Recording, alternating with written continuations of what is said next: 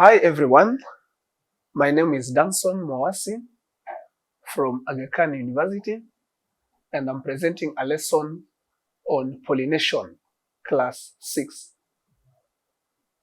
In this lesson, we have 3 objectives that by the end of the lesson, the learner should be able to define pollination, describe the types of pollination, and also name the agents of pollination.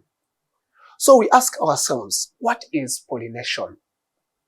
Now, pollination is the transfer of pollen grains from the anthers all the way to the stigma of a flower. Now, under pollination, we have types of pollination. We have 2 types of pollination, namely cross-pollination and self-pollination. So what is cross-pollination? Cross-pollination is the transfer of pollen grains from the anthers of one flower to the stigma of another flower of a different plant, though same species.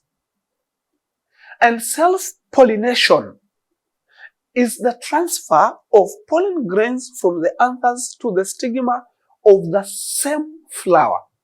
But it can also be described as the transfer of pollen grains from the anthers to the stigma of a different flower, but the same plant.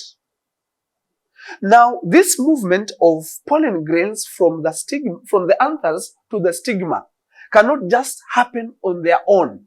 So we must have an agent, or we must have a pollinator which will help that movement of pollen grains from the anthers to the stigma. So here we have agents of pollination, and we have 3 types, or we have 3 agents of pollination, namely wind, water, and animals. And on the animals we have such as insects, birds, bats, among others.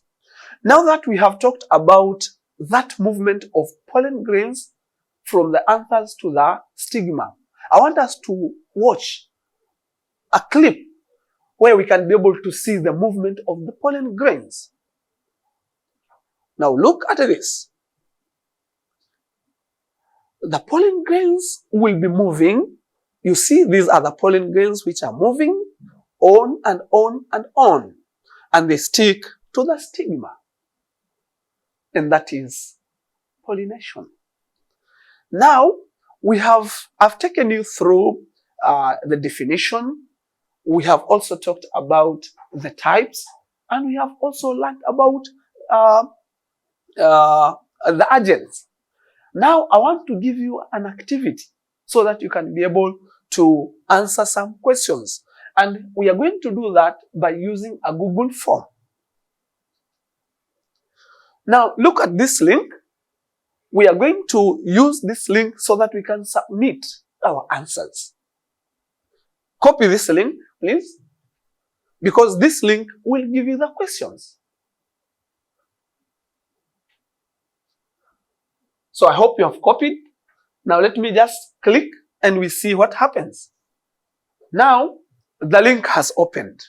So we have the questions here, and it is mandatory. It is a must that we need to answer all these questions. Once you are through with the questions, at the end here, you are supposed to submit so that I check on your answers. Thank you.